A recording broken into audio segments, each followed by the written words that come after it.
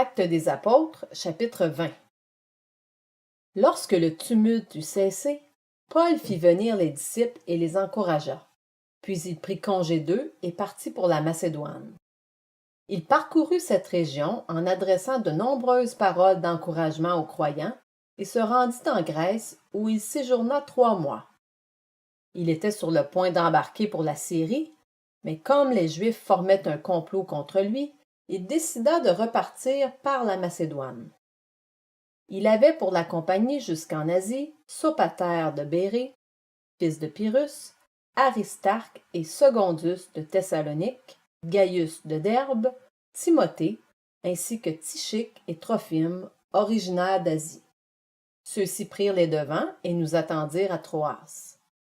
De notre côté, après la fête des pains sans levain, nous avons embarqué à Philippe, et au bout de 5 jours, nous les avons rejoints à Troas, où nous avons passé 7 jours. Le dimanche, nous étions réunis pour rompre le pain. Comme il devait partir le lendemain, Paul s'entretenait avec les disciples, et il a prolongé son discours jusqu'à minuit. Il y avait beaucoup de lampes dans la chambre à l'étage où nous étions rassemblés. Or, un jeune homme du nom d'Eutychus était assis sur le bord de la fenêtre. Il s'est profondément endormi pendant le long discours de Paul, et entraîné par le sommeil, il est tombé du 3e étage. Quand on a cherché à le relever, il était mort.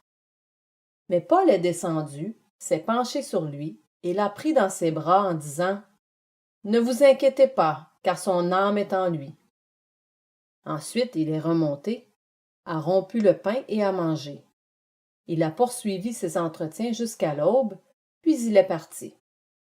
Le jeune homme a été ramené vivant à leur grande consolation.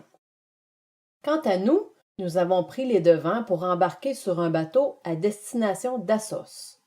Nous devions y reprendre Paul, conformément à ses instructions, car il voulait faire la route à pied. Lorsqu'il nous a rejoints à Assos, nous l'avons pris à bord et sommes allés à Mytilène. De là, continuant par la mer, nous sommes arrivés le lendemain en face de Chios.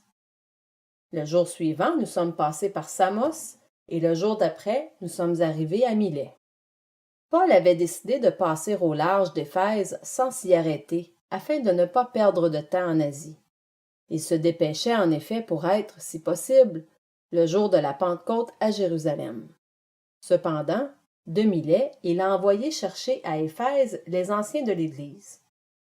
Lorsqu'ils sont arrivés vers lui, il leur a dit « Vous savez de quelle manière je me suis toujours comporté avec vous, depuis le jour où j'ai mis le pied en Asie. J'ai servi le Seigneur en toute humilité, avec beaucoup de larmes et au milieu des épreuves que provoquaient pour moi les complots des Juifs.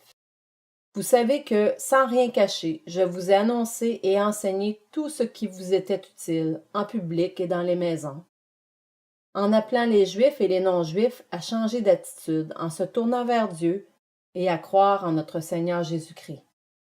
Et maintenant, voici que, lié par l'Esprit, je vais à Jérusalem sans savoir ce qui m'y arrivera. Je sais seulement que, de ville en ville, l'Esprit Saint m'avertit que des liens et des souffrances m'attendent.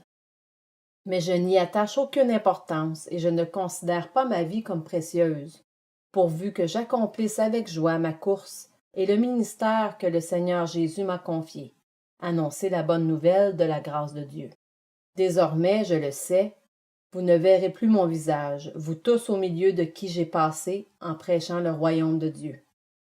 C'est pourquoi je vous déclare aujourd'hui que je suis pur du sang de vous tous, car je vous ai annoncé tout le plan de Dieu sans rien en cacher. Faites donc bien attention à vous-même et à tout le troupeau dont le Saint-Esprit vous a confié la responsabilité. Prenez soin de l'Église de Dieu qu'il s'est acquise par son propre sang. Je sais qu'après mon départ, des loups cruels s'introduiront parmi vous, et ils n'épargneront pas le troupeau. De vos propres rangs surgiront des hommes qui donneront des enseignements pervertis pour entraîner les disciples à leur suite. Restez donc vigilants, et souvenez-vous que durant 3 ans, nuit et jour, je n'ai pas cessé d'avertir avec larmes chacun de vous. Et maintenant, frères, je vous confie à Dieu et au message de sa grâce, lui qui a le pouvoir d'édifier et de vous donner un héritage avec tous les saints. Je n'ai désiré ni l'argent, ni l'or, ni les habits de personne. Vous le savez vous-même, les mains que voici ont pourvu à mes besoins et à ceux de mes compagnons. En tout, je vous ai montré qu'il faut travailler ainsi pour soutenir les faibles et se rappeler les paroles du Seigneur Jésus, puisqu'il a lui-même dit « Il y a plus de bonheur à donner qu'à recevoir ». Après avoir dit cela, il s'est mis à genoux et a prié avec eux tous. Tous ont alors fondu en larmes. Ils se jetaient au cou de Paul et l'embrassaient, attristés surtout parce qu'il avait dit qu'ils ne verraient plus son visage. Puis ils l'ont accompagné jusqu'au bateau.